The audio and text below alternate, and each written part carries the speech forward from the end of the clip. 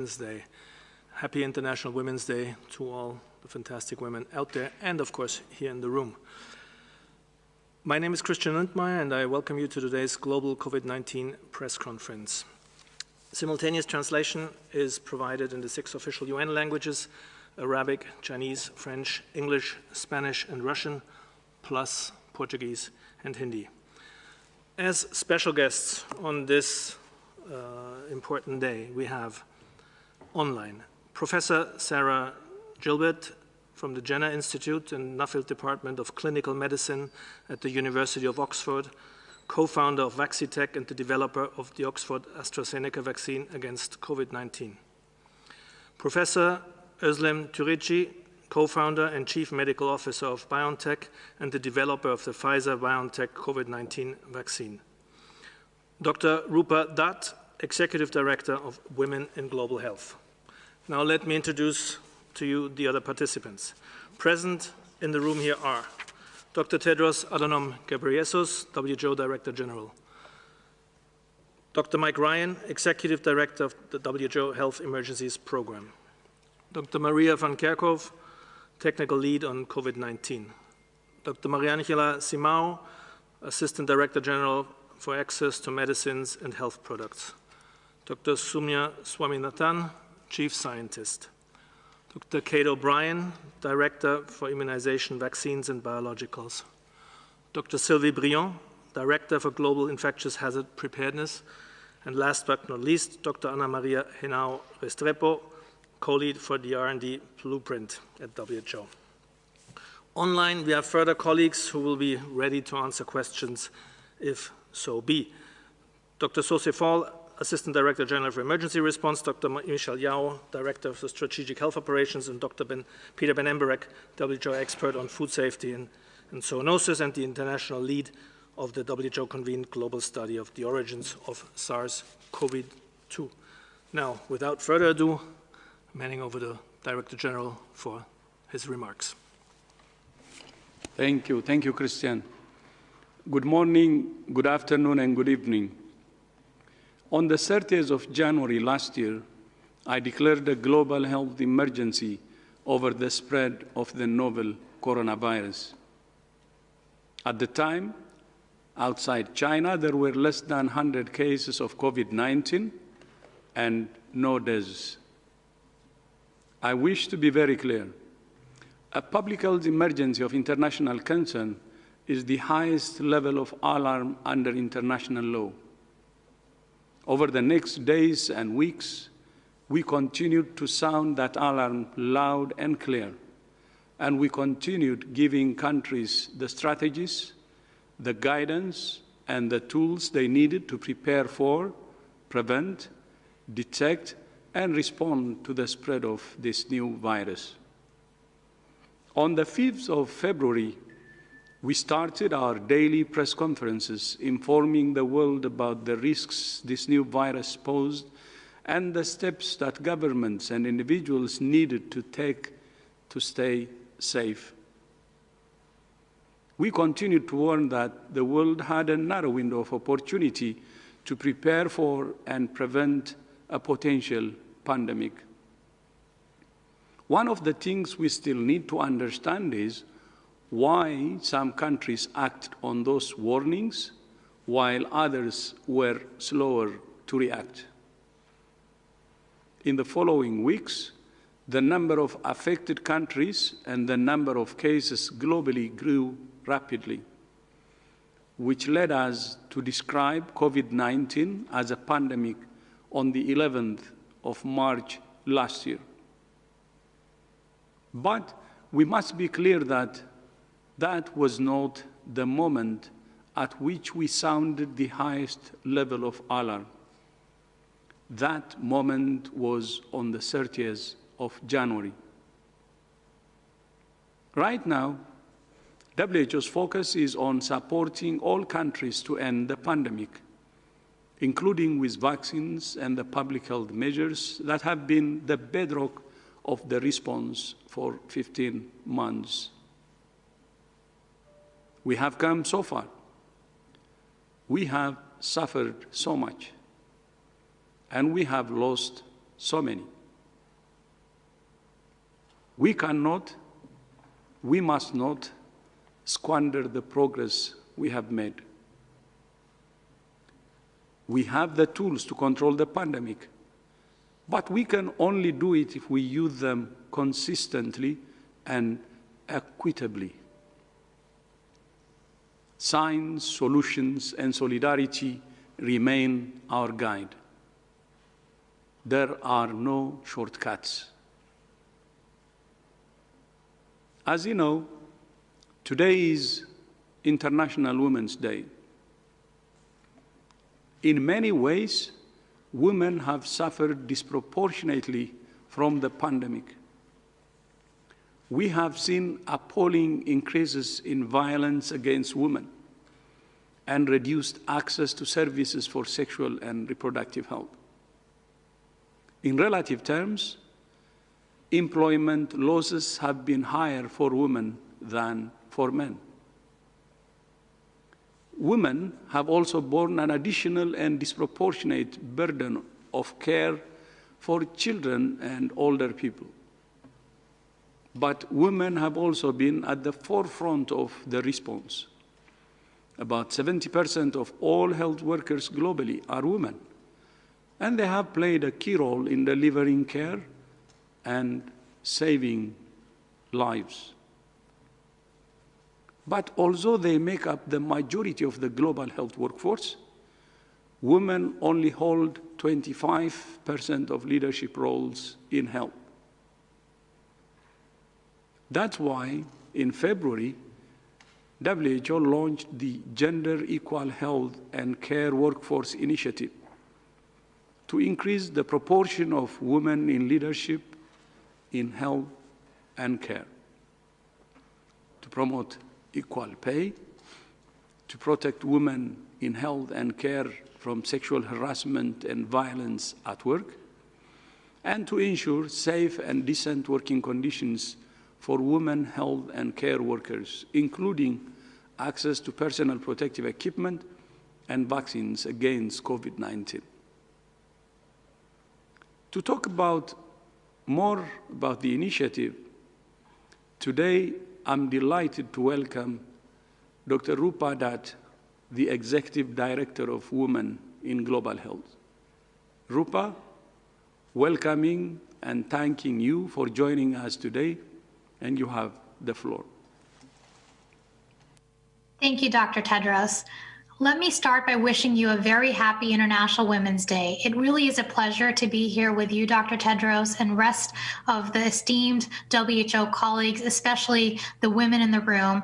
I also want to acknowledge the other distinguished women, especially Professor Sarah Gilbert, Dr. Özlem Türeci, both very distinguished women on this theme of International Women's Day is about women in leadership. Just over 5 years ago, I was one of the 4 early career women in medicine who met on Twitter asking the same question: why are there so many incredible and well-qualified women in global health, but so few in senior decision-making roles? And that was how Women in Global Health was born. And in the last 5 years, we have been joined by women from all around the world asking the same question and committed to change. Today, as Executive Director of Women in Global Health, I lead a growing global movement that has been largely driven by volunteer women power, has 50,000 supporters with 24 national chapters. The COVID-19 pandemic has exposed the fundamental flaws and inequalities that we must put right urgently if we are to be better prepared for the next pandemic. The question we were asking about global health leadership 5 years ago is just as relevant today.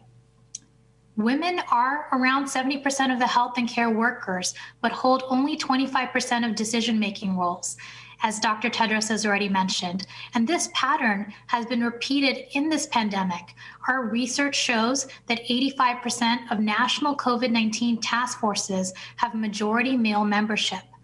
The extraordinary work done by women in the health and care workforce in this pandemic has not earned them an equal seat at the decision-making table. And as a result, we have all lost out on their talent and expertise. I was asked to speak about my year, And it's been a roller coaster, has been for so many women. This year, I've tried to balance leading a fast expanding women in global health movement with doing hospital shifts as a U.S. physician with COVID patients. My husband is also a doctor treating the most vulnerable cancer patients. So for the sake of his patients and mine, when not in the hospital, we have largely been shielding at home. And again, like women all over the world, I have done 2 jobs and managed by losing sleep, juggling, and leaning on some brilliant women around me. In the middle of such a devastating global health emergency, I've been proud to make a contribution by doing the job I was trained for. But like many health workers, I've also felt furious that well-resourced countries were not ready for this pandemic, even though it was not unexpected. I have also felt angry that my sickest patients were often disproportionately Black or Latinas, and this is not new. COVID-19 does not discriminate, but societies do. COVID-19 has exposed long-standing inequalities within and between societies, and they threaten to leave inequality wider than before, including between women and men. And at the same time as being proud to work as a physician, I've been proud to build the Women in Global Health platform, enable women from low and middle income countries to be heard at the global level. In this pandemic, as a health worker, I know I'm the lucky one. I have had the protection of physical protective equipment, PPE, when many of my colleagues in low-income countries have had to work on the pandemic with little or no protection. I've been paid for my work when I know a large number of women community health workers have worked unpaid and underpaid going door to door to identify COVID-19 cases. I have felt safe in my clinical setting when women health workers in other countries have been attacked and stigmatized for doing their jobs. I've also been vaccinated when vaccines have only recently started to reach Africa, and it may be years before they reach some of my women in global health colleagues around the world. From my vantage point, both at the interface with patients and surveying the global health landscape with women in global health, I want to conclude with 4 points. First, in this pandemic and in normal times, women are the social shock absorbers in a crisis in families, communities, and societies.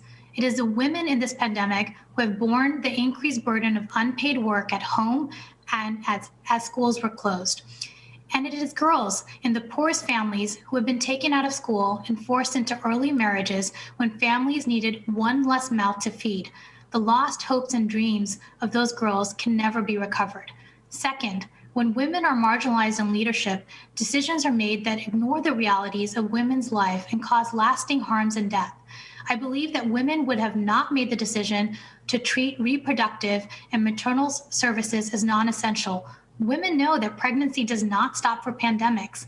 1/3 of countries in a WHO survey reported disruptions to maternity services in the pandemic. Women have died just as they died in Ebola outbreaks for the same reason.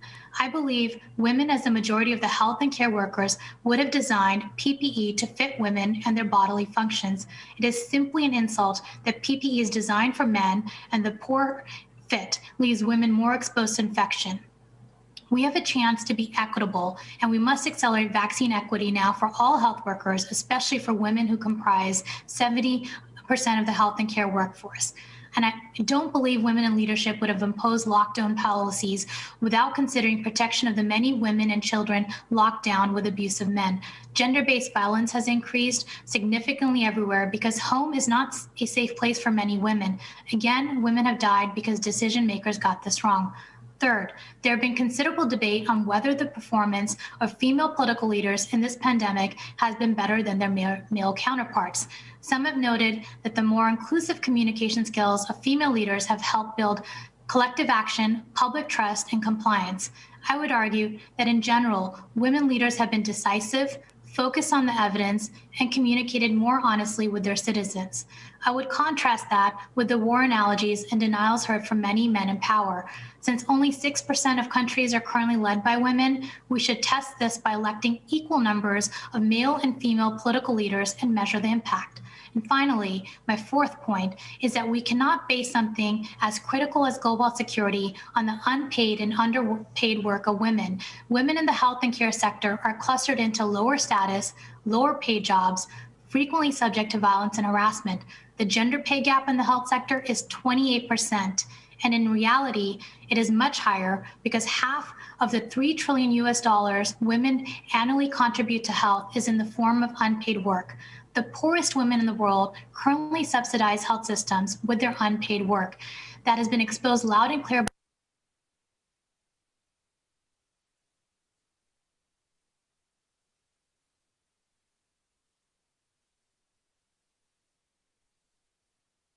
This initiative in partnership with the World Health Organization and the government of France.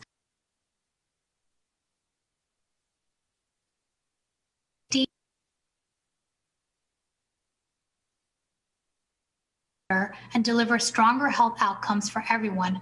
Equality of women and men in the health and care leadership will strengthen health security and health systems for all of us. Thank you. Thank you. Thank you so much, Rupa, and we look forward to our continued partnership to ensure women everywhere get the opportunities, the recognition, and the safe and dignified working conditions they deserve. And I hope the MOU we signed with your organization will enhance that. Around the world, women scientists are leading research and response in many areas of health. A new Women in Science compendium compiled by the Special Program for Research and Training in Tropical Diseases, which is based at WHO, celebrates 15 women scientists working in Africa, Latin America, and Asia. Today, I'm delighted to be joined by two women who created two of the COVID-19 vaccines now being rolled out globally. Professor Sarah Gilbert from the University of Oxford, who developed the Oxford AstraZeneca vaccine, and Dr. Özlem Trajay, who is the co-founder and chief medical officer of BioNTech and developer of the BioNTech Pfizer vaccine. Professor Gilbert and Dr. Turechi, it's an honor to have both of you with us today. And congratulations to both of you for your pioneering work. And on behalf of the whole world, thank you for the vaccines that are now bringing hope to so many people. Professor Gilbert, you have the floor. Thank you. On International Women's Day, I would like to start by acknowledging the enormous contribution made by women to get us through this pandemic. Many women have volunteered to help out in their communities and in vaccination centres. Of the vaccine team in Oxford, 2/3 are female, and all have worked incredibly hard for over a year, often while dealing with family responsibilities. However, of the senior positions in the team, only 1/3 are women. Women continue to be underrepresented on the boards of companies as well. There is more to do when, even in a field where women are very well represented at junior levels, they do not progress to the top of the profession.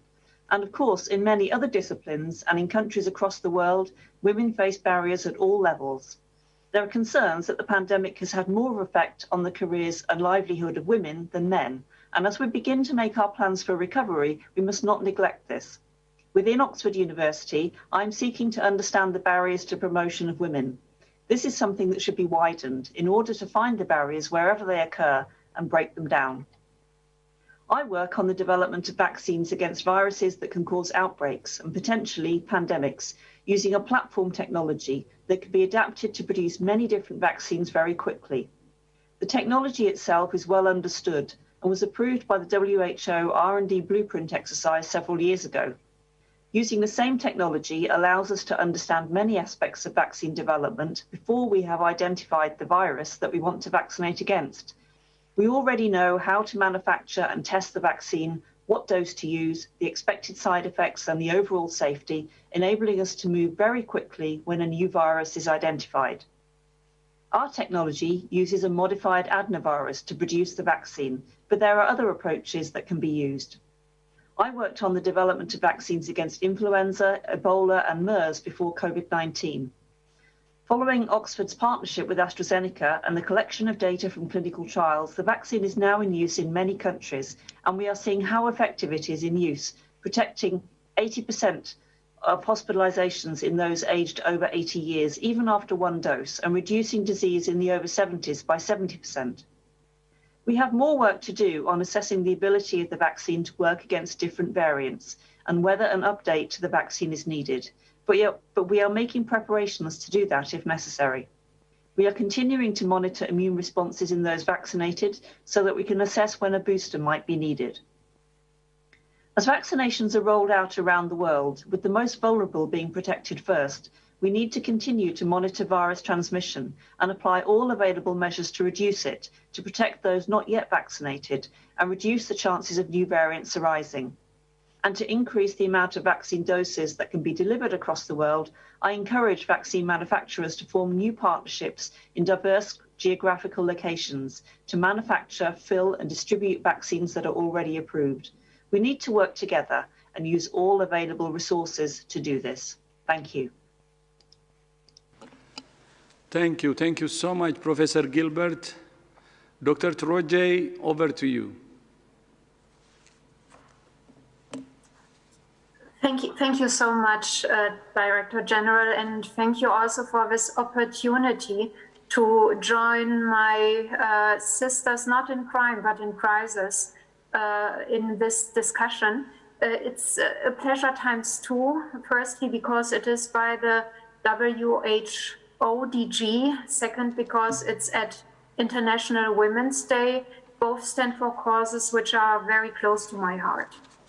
I'm a wanderer between three worlds. As a trained physician, I grew up in patient care. As an immunologist, I'm deeply rooted in academic science. And as an entrepreneur who has founded companies, I'm immersed in the biopharm industry and in the private sector. In all of these three worlds, the lack of gender equality is obvious every day. The higher the ranks, the disproportionate the representation of women, the higher the ranks, the more value-destroying the lost opportunity of mobilizing precious talent. We are in the midst of a global health crisis now, a crisis of a scale and pace that is unprecedented in modern times. And sadly, as already noted by the Director General and by Rupa, the pandemic has exacerbated the challenges women habitually face. In times of crisis, as in times of war, there is a side effect, namely the side effect that all hands are needed on deck, which means inclusion out of desperation, call to action of those who otherwise are excluded. In this current crisis, women have followed the call, as they always do, and stepped up. As a consequence, we see women at the forefront in the fight against COVID-19, as leaders and also as comrades. Three of those women, Rupa, Sarah, and myself, have the honor and the pleasure to be here today. Not because we are the exceptions, but because we represent the many women who have assumed outsized roles responding to COVID-19, including as frontline healthcare workers, as mobilizers in their communities, as vaccine developers, policy makers, and caregivers at home. At BioNTech, we are fortunate. We have 60 nations under our roof, and women make up 54% of our total workforce. At 45%, women account for almost half of our top management. And we like to think that being a gender-balanced team has been critical for making the seemingly impossible possible, for develop a COVID-19 vaccine within 11 months without shortcuts.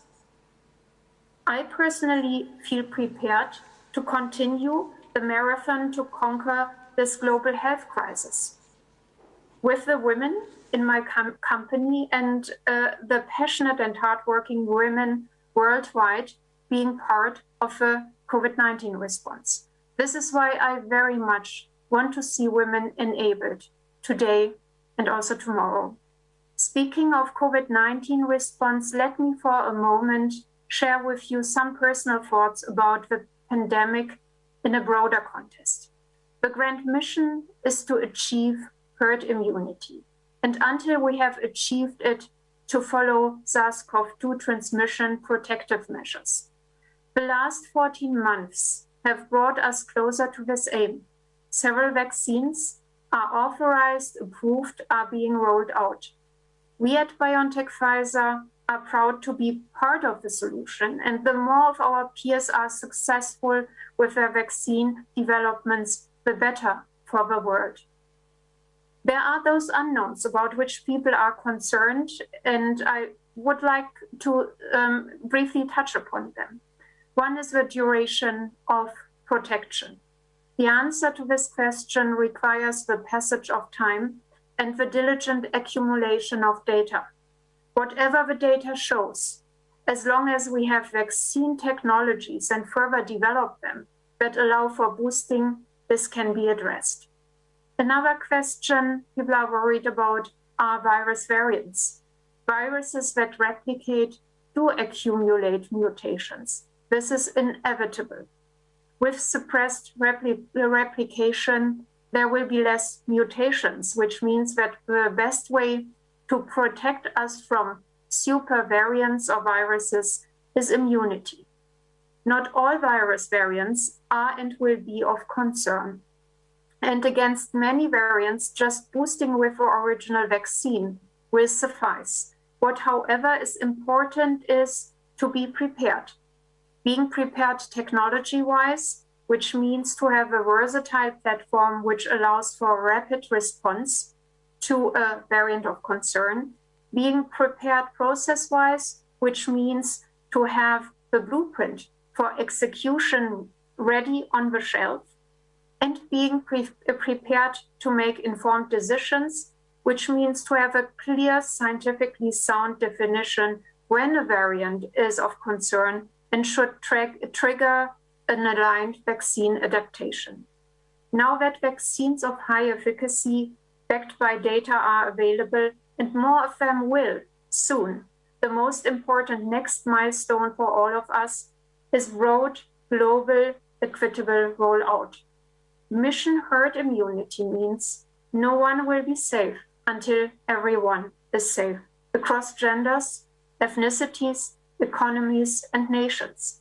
This requires building, expanding, upscaling production capacities, improving supply chain conditions, securing funding, adapting to diverse regional transportation and health infrastructures and policies, and much more. And it importantly also means dealing with complex geopolitical, global ethics, and societal frameworks which already pre-pandemic reflected inequalities. And with this, the true grand challenge is to ensure collective action and global solidarity, first and foremost. Let me end with wishing all of you a happy Women's Day. May the celebration of the next one be under conditions of normality, a better normality that is gender inclusive. And this is up to us to achieve. Thank you. Thank you so much. Tashakur ederim, Dr. Turejay. And thank you once again to you and Professor Gilbert for the incredible contribution you have made. Finally, to mark International Women's Day, WHO is today launching a new global breast cancer initiative to reduce mortality from breast cancer by 2.5% every year until 2040, saving 2.5 million lives. Breast cancer has now overtaken lung cancer as the world's most diagnosed cancer. Survival 5 years after diagnosis now exceeds 80% in most high-income countries. But survival rates are much lower in lower-income countries. There is much we can do to save these women's lives. And finally, as you know, our work at WHO would not be possible without our own incredible women, including those you see here today, who have joined us today here in the room. Anna Maria, Kate, Maria, Maria Angela, Somia, and Sylvie, Sri Marias actually, and thousands of others you don't see all over the world. To all of our women colleagues, I want to say thank you for everything you do every day to promote health, keep the world safe, and serve the vulnerable. Christian, back to you. Thank you so much. And with this, we'll start the rounds of questions and answers. Before we get there, let me remind you to raise your hand and then unmute yourself when it's your turn. And please, one question only. We'll start with Helen Branswell from Stud News. Helen, over to you. Thank you very much, Christian. I'm looking for an update on the Ebola situations in DRC and Guinea, please. And also, is there a shortage of the Merck Ebola vaccine? I think I read that there were problems with supply in Guinea. Can somebody please clarify? We'll start with the Ebola question, possibly. Are we ready? Okay, Dr. Ryan, please. We'll start with the second part of the question. Hi, Helen. I think Sosair Michel will give you the update, but my understanding is we don't currently have an issue with vaccine supply. To my knowledge, we have nearly 33,000 doses of vaccine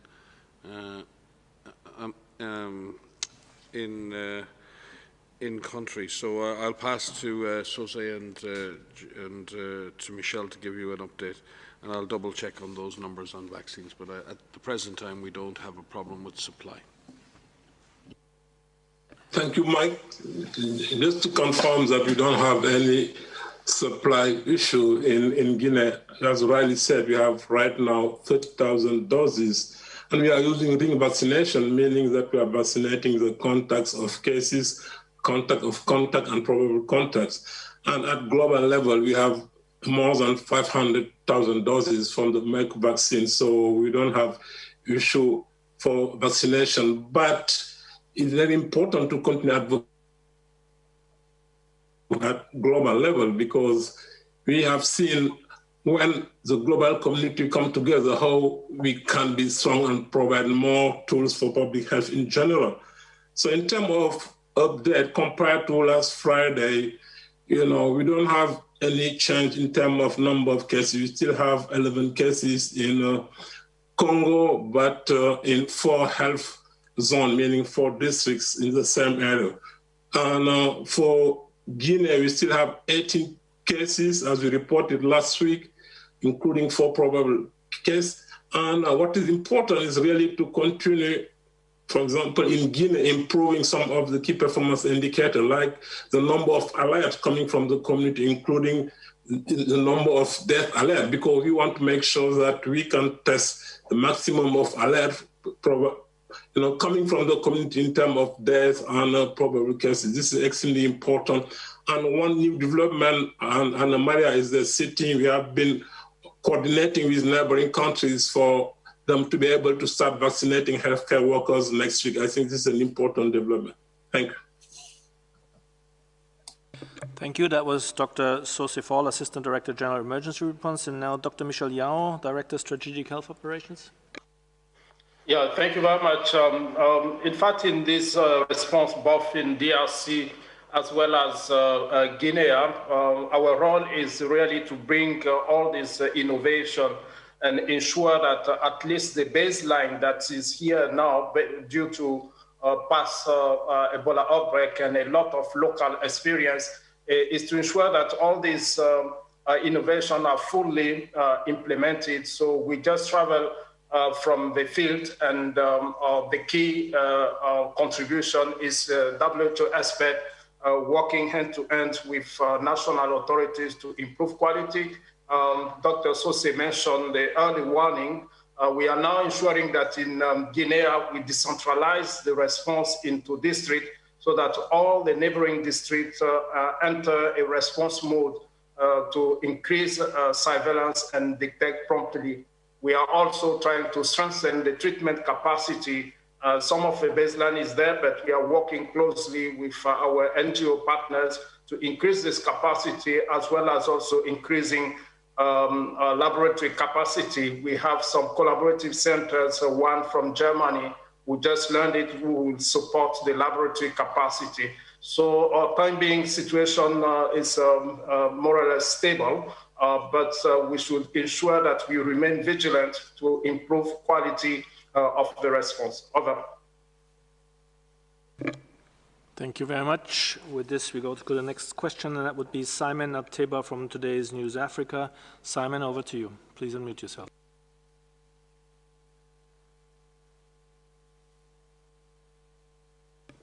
Simon, do we still have you? Please. Yeah, thank you for taking my question. This is Simon Abteba for Today News Africa in Washington, D.C. I would like to know if the WHO is still using the WHO COVID-19 app to help vaccine acceptance, fight fake news, and share the right information, especially in Africa, the same way it did for testing and other public measures at the beginning of the crisis. Do you still have that partnership with Google News, Facebook, Twitter, Instagram, and other IT companies? And has Facebook donated more money to the WHO? They just made more billions as more people work from home. Thank you.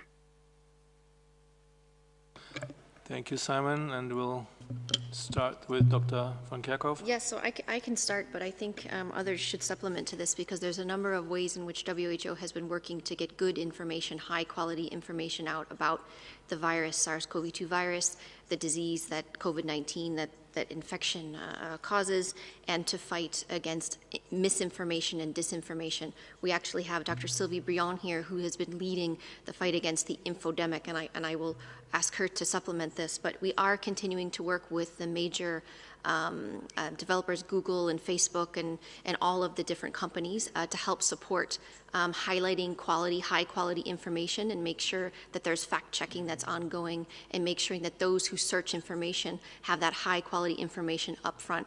So that is a relationship that continues, and we have many people who are in the room who are in our communications department who are working with that relationship day in and day out to make sure that we find innovative ways to get good information out to everyone who needs it. Sylvie?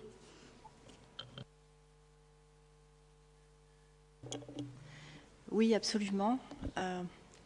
Je dois dire que, en plus, sur l'Afrique, nous avons créé une collaboration qui s'appelle AIRA, A-I-R-A, qui est l'African Infodemic Response Alliance, qui justement est une collaboration avec différents partenaires, incluant IFRC, UNICEF et autres partenaires qui justement aident à faire circuler la bonne information. Donc effectivement, la bonne information doit circuler sur les plateformes et les réseaux sociaux, mais aussi circule dans le monde physique, pas seulement sur les plateformes digitales. Et donc, on essaye d'avoir cette approche qui est à la fois globale et holistique, où on essaye de toucher les gens en leur donnant la meilleure information possible au meilleur moment et sous le meilleur format. Donc ça peut être des vidéos, ça peut être des présentations à des webinars, ça peut être des discussions avec les communautés. Donc on a plusieurs formes pour faire passer cette information. Et effectivement, l'OMS a toujours des relations très proches avec les plateformes numériques, Google, Facebook et autres, pour travailler de concert et faire en sorte que la bonne information puisse aller aussi vite que la mauvaise information, parce qu'on a vu depuis cette pandémie que malheureusement, c'est souvent les informations qui sont inadaptées ou un peu mal interprétées qui circulent malheureusement plus vite que les bonnes informations. Donc on essaye d'accélérer justement l'accès à l'information, autant que ce qu'on essaye d'accélérer l'accès aux bons vaccins et l'accès aux autres méthodes pour lutter contre cette maladie. Dr. Ryan. And just to add, because I think it's important that just to say that WHO is collaborating with all sorts of companies, private. We're dealing with private and public sector, academic sector. We're dealing with startups. We're dealing with major global players when it comes to managing how we get information out to people, how we deal with the infodemic, how we deal with developing new digital tools. We're currently working on digital vaccination certificate, AI-driven epidemic intelligence, AI-driven social listening tools, and many other things. So WHO's role is not to develop these things. Our job is to be, in a sense, the convener, to bring together policymakers from around the world, to decide where the gaps are, and then find the institutions, both public and private, who can help us to fill those gaps with an equality approach to doing that, so we can transfer technologies and transfer and absorb some of the wonderful new technologies that are developing, be it in vaccines or drugs or diagnostics or information technology. So I think WHO sees information technology and our ability to use it effectively and our ability to manage and use information effectively has been a massive weapon against pandemic diseases, but also as a huge platform to deliver primary health care, to deliver universal health care. So I think WHO has really emerged during this pandemic and under Dr. Tedros' leadership is really trying to leverage and exploit the digital revolution for health and for health equality. Thank you very much. With this, we move to the next, Robin Miller from AFP. Robin, please unmute yourself. Thank you. Dr. Tedros, as you said, it's now coming up to 1 year since you first used the term pandemic to describe the situation, although the highest level of alarm available to the WHO had been declared already in January. And as you said, some countries were slow to react to that. On reflection, a year on, do you think if you'd used the term pandemic sooner, it would have made any difference to how those countries reacted? Thank you.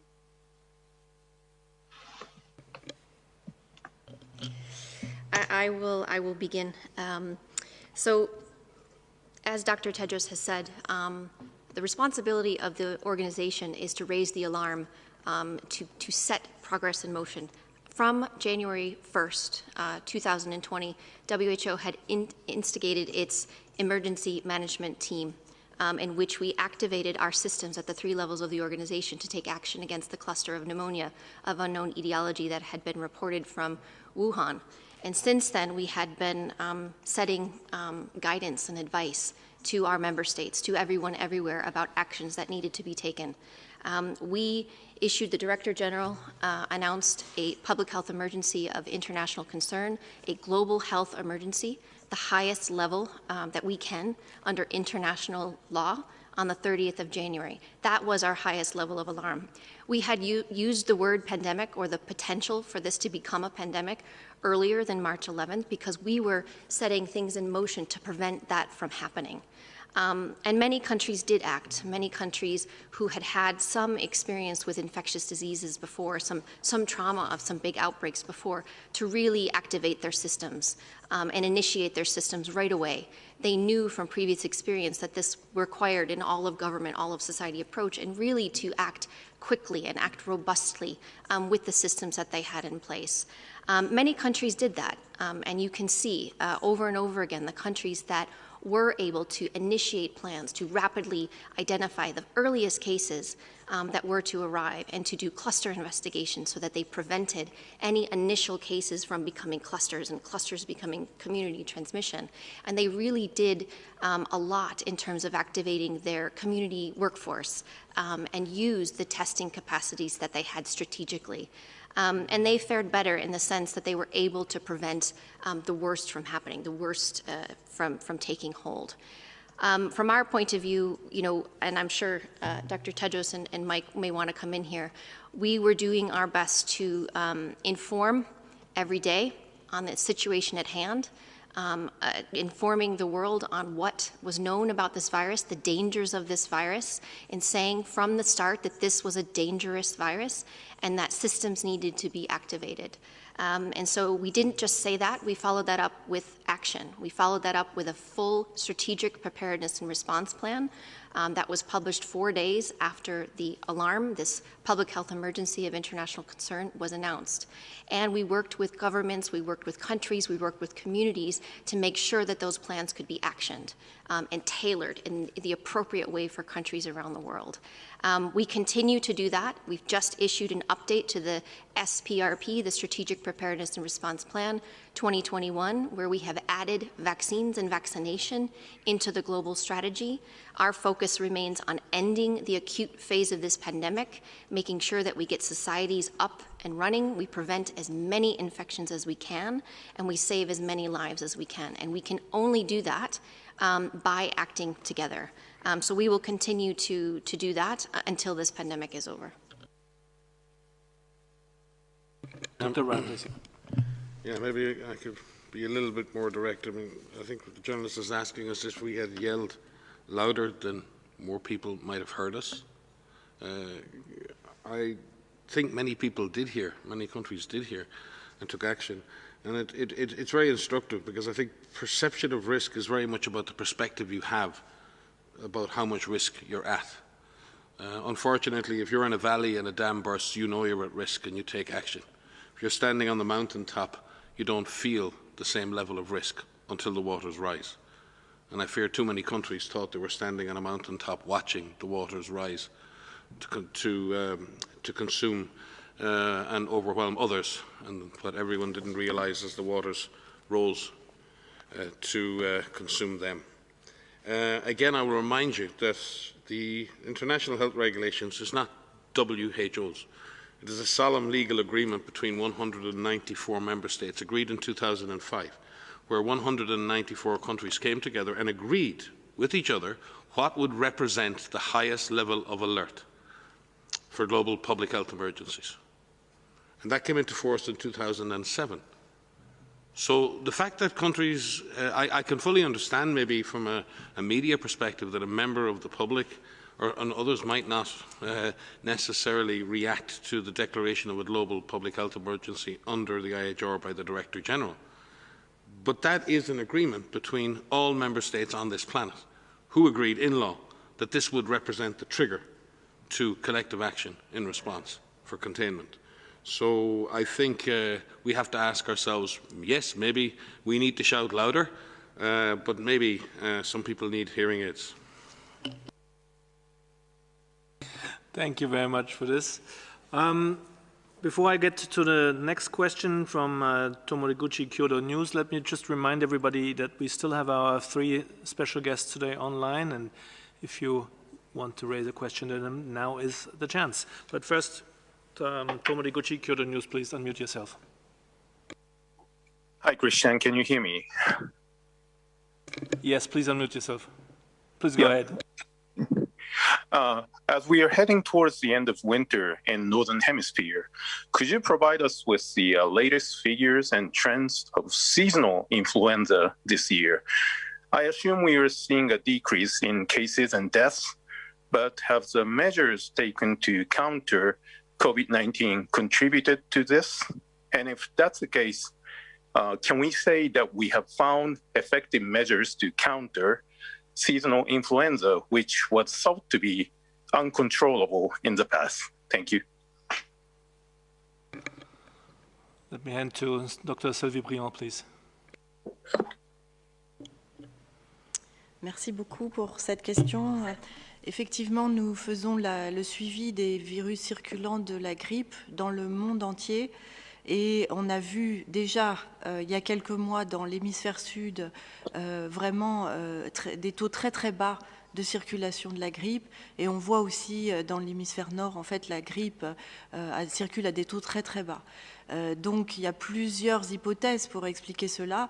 L'hypothèse la plus satisfaisante est effectivement que les mesures mises en place pour réduire la transmission du Covid sont aussi extrêmement efficaces pour la grippe. On avait déjà vu ça en 2009 lors de la pandémie d'H1N1. Et effectivement, non seulement les infections grippales diminuent, mais aussi les autres virus saisonniers comme les gastro-entérites aussi sont en nombre moins important cette année. Donc c'est pour dire que je crois que c'est très important de comprendre que ces mesures de santé publique ont des impacts très importants pour la santé des populations et que c'est important aussi de continuer à les appliquer pour réduire la transmission de Covid, mais aussi la transmission d'autres maladies. Après, il est un fait qu'on est en train de vivre dans un monde où on est en perpétuelle relation avec des virus, donc il faut voir à l'avenir comment la situation va évoluer, si cette situation va rester la même au fil du temps et surtout quand on aura vacciné la plupart des gens contre Covid-19. Donc il faudra voir à ce moment-là comment va faire la dynamique entre les différents virus. Mais pour l'instant, on peut dire que les mesures de santé publique ont été très efficaces. Merci. Thank you very much. Let's move on to Corinne Gretler from Bloomberg. Corinne, please unmute yourself. Yes, hi. Thank you for taking my question. I wanted to ask about Myanmar's vaccine rollout, which is being derailed by the coup there. They've stopped updating vaccination numbers, and while the generals say the rollout is continuing, a third of hospitals are estimated to be closed as medical workers join the strikes and protests. I just wanted to ask, how concerned are you about reports of disruptions to vaccine distribution in Myanmar, and maybe what your country reps are observing and what they're reporting back? Thank you. Thank you, Corinne. We'll hand to Dr. Ryan first. No, sorry. Dr. O'Brien. Thank you for that. I think the first thing to emphasize is what the Director General has said over and over again, that the response to the pandemic needs to be a public health response, and we need to take out of that response any politics.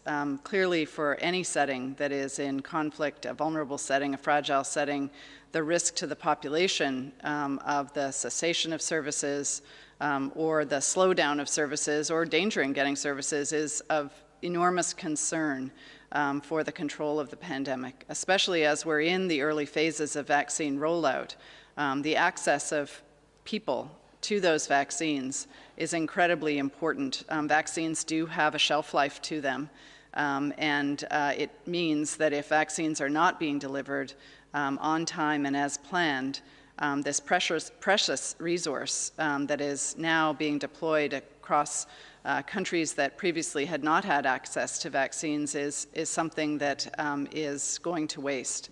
So the concern for people in all countries who are in conflict settings is of high concern for us, and we will continue to monitor this and call really for the continuation of services for people, not only vaccination for COVID vaccines, but also the other life-saving services, the other life-saving essential services, including vaccination against other deadly diseases for which we do have vaccines.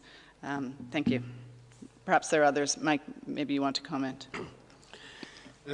No, thanks, Kate. No, spot on. I think Kate raises a much broader issue. It's not just about the commodities like vaccines. It's about the health infrastructure. It's about the health workers. The health system is a complex thing. It requires the efficient delivery of primary health care services at the lowest possible level in the system. That requires trained workers working in safety with the proper training, with the right tools, be it a vaccine or be it a drug, be it something to treat malaria or something to treat TB or a vaccine to prevent a childhood illness or even COVID. Those healthcare facilities are very precious, and those healthcare workers are very precious. And what we're seeing again and again and again is in situations of conflict, populations losing access to healthcare because of the direct interference in the delivery of that care, be it in terms of the delivery of the commodities, the protection of those health workers, or the protection of those healthcare facilities. I won't comment specifically on the situation in Myanmar, but anything that interrupts the delivery of health services needs to be addressed very, very, very quickly. And that's not just in Myanmar. We've seen the same issues in Yemen. We've seen the same issues in Syria. We've seen the same issues in Libya. We've seen the same issues in Tigray. The fact remains that for many areas, we're having very great difficulty getting information on COVID-19 and other important health issues. Populations have less and less access to health services. We can't even assess at the moment availability of health services in the Tigray region of Ethiopia, because we don't have access to even assess those facilities. So I think this is raising a much bigger issue, and that is, are we going to continue to allow health services to be undermined, interrupted, and often attacked in the middle of what are political or military conflicts, where the only people that suffer are civilians? That's the bottom line. And we're seeing increasingly health workers being implicated, intimidated, attacked, and not being able to access their place of work, and citizens not being able to access care. This is not only an issue for Myanmar, this is an issue right across the spectrum. And we also need to show some balance in being able to look at all of these different crises and not treat one crisis different to another. Thank you very much. With this, I guess we come to the possibly last question, and we'll go to China Daily. This would be Chen Wihua. Chen, over to you, please. Unmute yourself. Thank you very much. My question is regarding I'm based in Brussels. The EU has been talking about this vaccine certificate, for a while. And China also over the weekend proposed this so-called international travel health certificate and similar things. So could you share WHO's thinking on this? How, when this is possible, how feasible that is? What would be the challenges for such an idea? Thank you. Maybe I can start on the policy issue. There is an issue here around how we would certify vaccination. That's very different to how certification of vaccination will be used to either facilitate or prohibit certain activities in society. WHO is clear, and the Emergency Committee of WHO have been clear. At the present time, the use of certification of vaccination as a requirement for travel is not advised, because quite simply vaccination is just not available enough around the world, and is not available certainly on an equitable basis. The measurement of vaccination status is a very important part of normal public health service delivery, and maybe Kate will speak, and Sumia, to how a digital certification of vaccination, starting with COVID, could be a real addition to our public health architecture down the line. But if we could separate the digitalization of certification, which I think is a very positive development, and we have a team working in-house on that, and again, Kate and Sumia may update on that, from what is the issue regarding policies around vaccination and what you're allowed to do when you're vaccinated or when you're not vaccinated. Countries, that will have implications for national policy and for international travel and the right to travel down the line.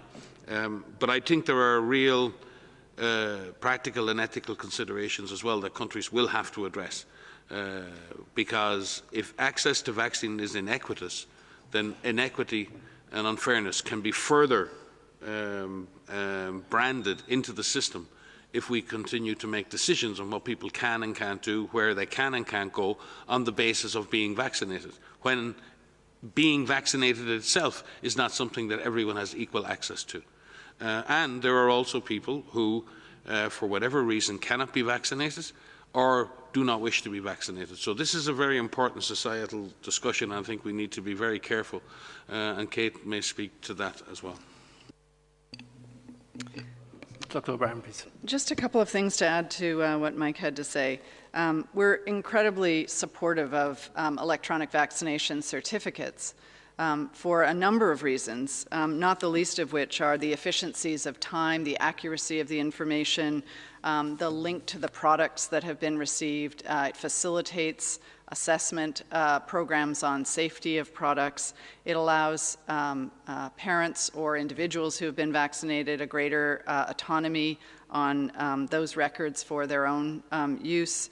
The completeness of vaccination is facilitated through electronic individually held records because you can easily identify what else the person has received or not received in terms of the vaccines that they need, and those can be served at the same time in many cases as any given vaccine. So there's a real range of positive benefits from an electronic vaccination certificate, if you will, that an individual or a parent of a child is able to hold. And that's really distinct from what it's used for. The standards for having electronic records and individually held records are some of the most important things to assure that there is privacy around those records, that they are credible records that have safety around the record itself, that they're documented in a way where the information can be shared across service platforms. So if you go to one clinic, there has to be a way for it to be read and identified and verified at another clinic. So what we're doing is establishing the standards for those kinds of records and establishing the basis, the technical basis on which any given app or platform would have to meet a technical basis to assure that all of those elements are in place. And as Mike said, this is a really distinct issue from what you actually use those records for to potentially constrain people from their opportunity for travel as a result of COVID and COVID vaccination. So I won't repeat what Mike said, but we really want to make the distinction between the benefit that we see for individual electronic vaccination records for the program of vaccination and individual use, and then this distinct issue around using it for the purpose of a requirement on travel. Thank you very much, all. I hear and we see we have time for possibly 2 more questions. So let me start with Gabriela Sotomayor, Proceso Mexico. Gabriela, please unmute yourself. Hola, thank you very much for taking my question. I thought that I was without hope, but thank you very much. I want to congratulate the women at WHO and the guests as well. And my question is on Mexico. The situation is still bad.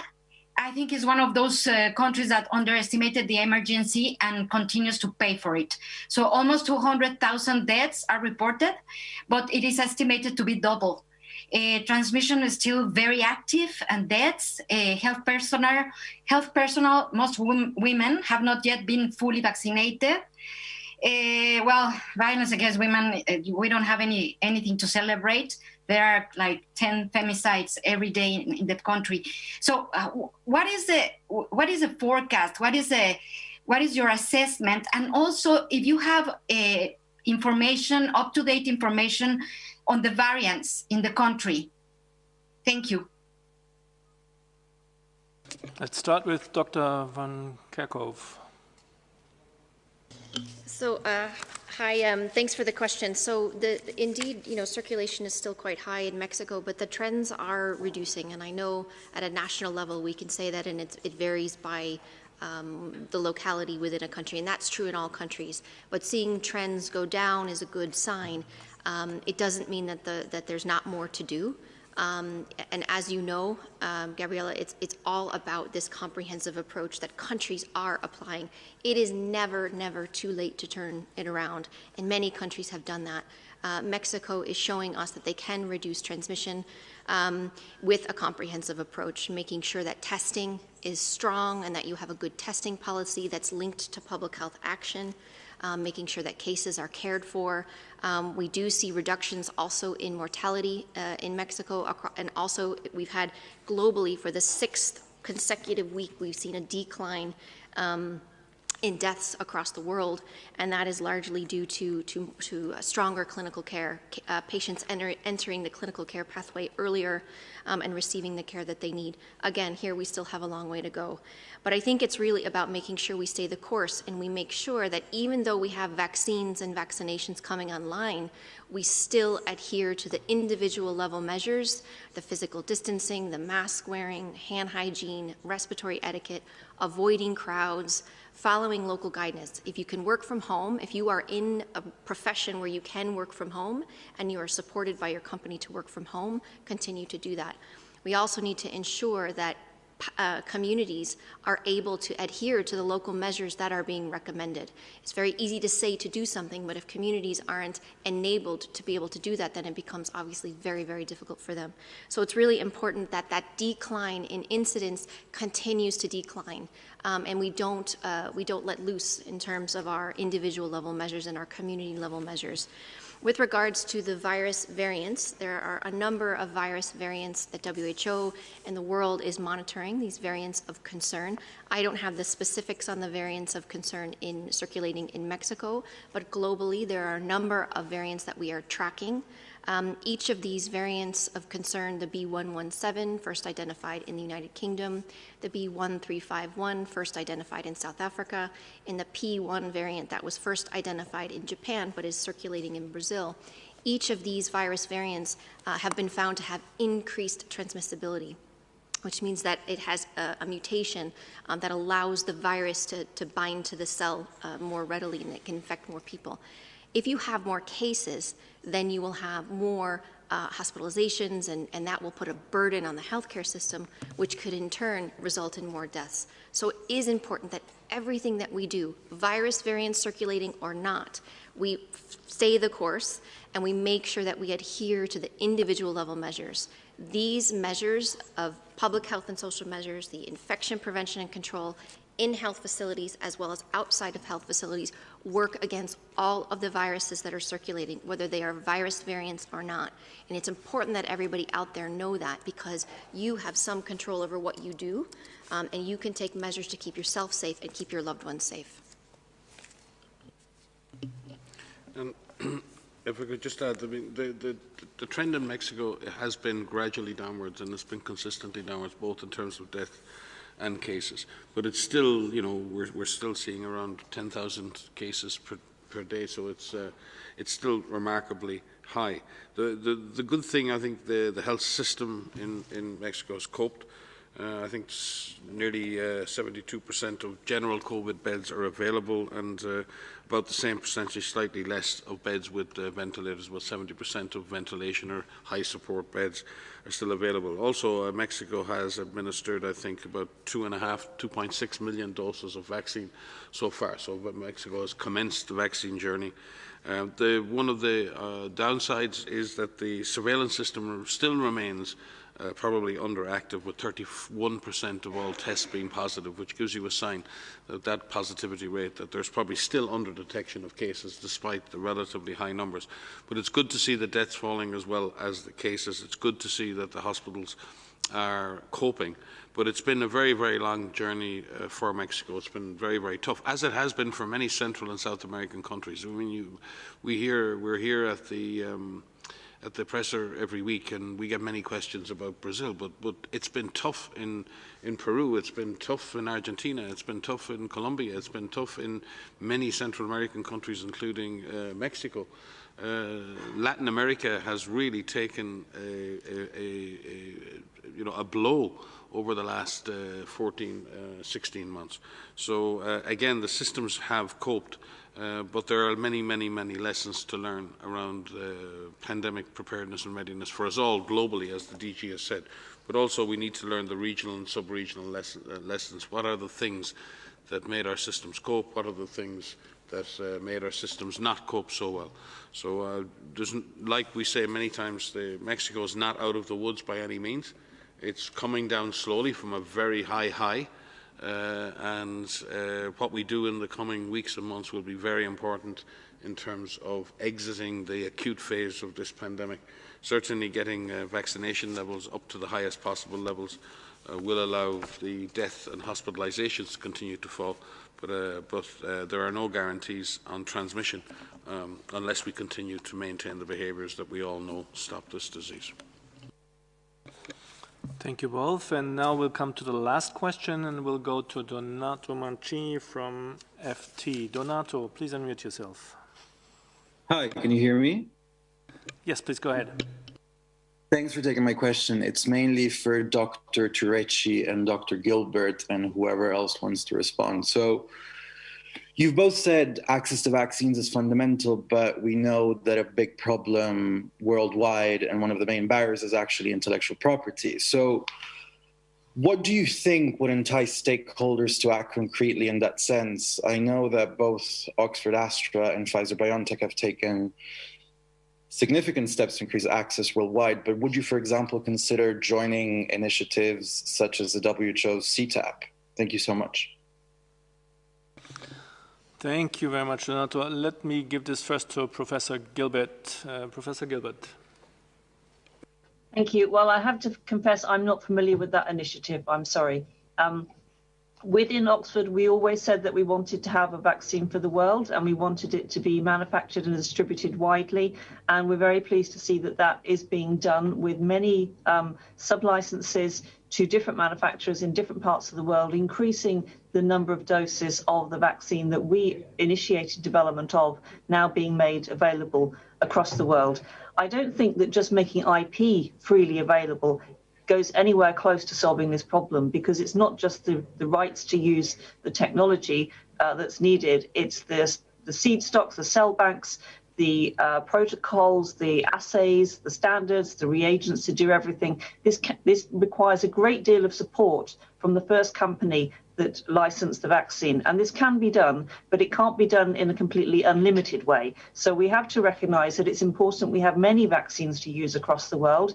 Those that are licensed now, those that are still in clinical trials and will be approaching licensure. We want to see a good range of vaccines, ideally using different technologies, because that will increase the chance of having the largest number of doses available. And then what we need is that once those vaccines are manufactured, licensed and distributed, the ones that are sitting in vaccine centres actually get used to protect people, and we don't let them sit there going past their expiry date. Thank you very much, Professor Gilbert. And Dr. Turecci, please. Yes, I can only echo what Sarah has pointed out so eloquently. It is a comprehensive solution and approach we need, in particular also if it is about novel platforms and novel technologies for which even the setup of production facilities need to be expanded, and you cannot just repurpose existing facilities. So patents are one thing, but there are so many other things we have to ensure.